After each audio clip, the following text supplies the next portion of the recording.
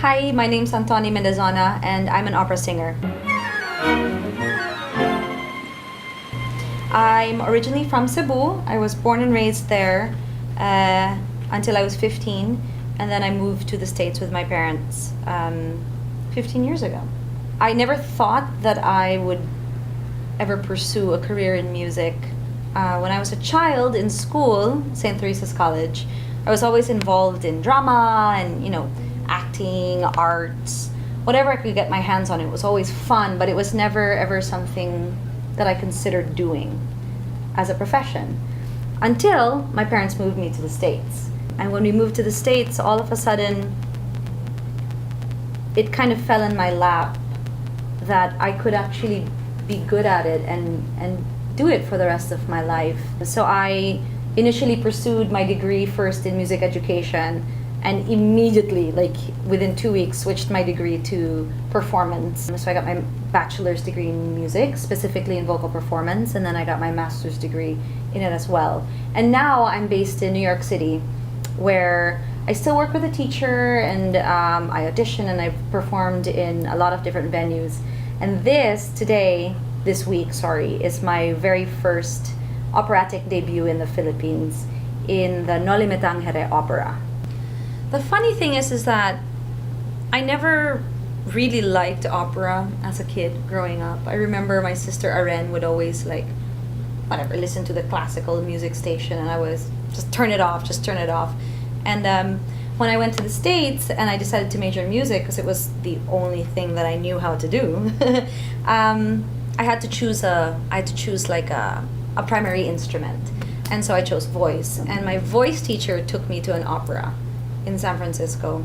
My very first opera I watched when I was 18 years old, and I sat there, and this very famous Russian opera singer Anna Netrebko came out singing a very iconic aria, and the minute she stepped out on stage, she immediately captured everybody's attention in the audience, and she had this enigmatic, charismatic energy, and she walked out on stage, and I thought, that's exactly what I want to do, was to be an opera singer.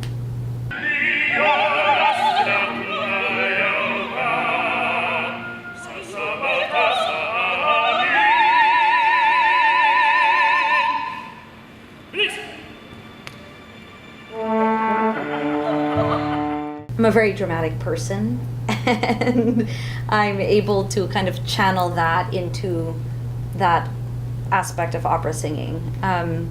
So I guess, people can say I'm a very good actress, but I also bear in mind that opera is also primarily about the voice. So I really, really make sure that I'm on top of what I'm doing. I study with a teacher, I practice, I make sure I'm healthily singing and giving the audience what they deserve.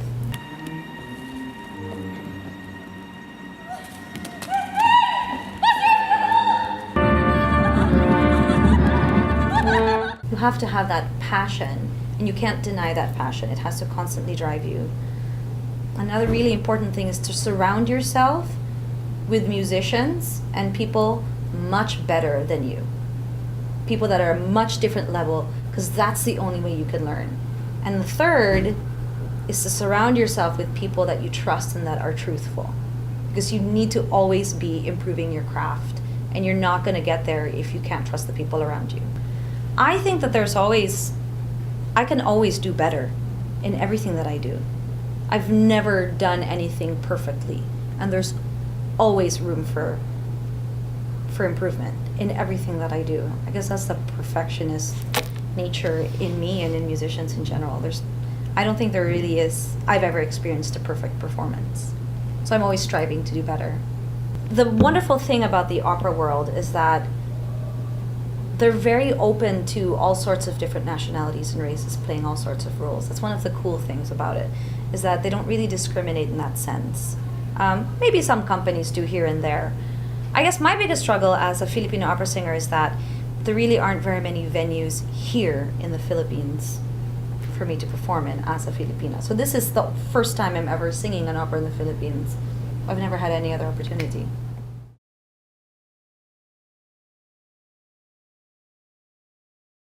The fact that it was written by Jose Rizal, that it was an adaptation of Noli Tangere, the novel by Dr. Jose Rizal.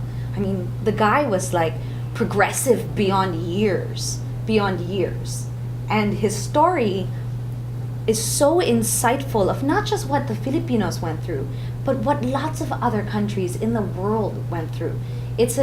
There's a universal truth in this that you can't deny, and that you can't just ignore. And that's why, for me, it's incredibly inspiring, because everything that this opera represents still rings true today. And it's sad and it's scary that we're still allowing the oppression that Rizal speaks about, over a century ago today. But it's also empowering that we're able to recognize that and that there's a following. I don't know, there's just so many, just the basic meaning of Noli Tangere is inspiring enough. And then there's the music. There's like kundiman that's written into this music that's so beautiful and so profound, and it promotes the Filipino historical musical movement. Most people don't know kundiman anymore. I mean, we know Sakabukiran, like one phrase of Sakabukiran, the song. People don't know about these things anymore. It's a dying tradition.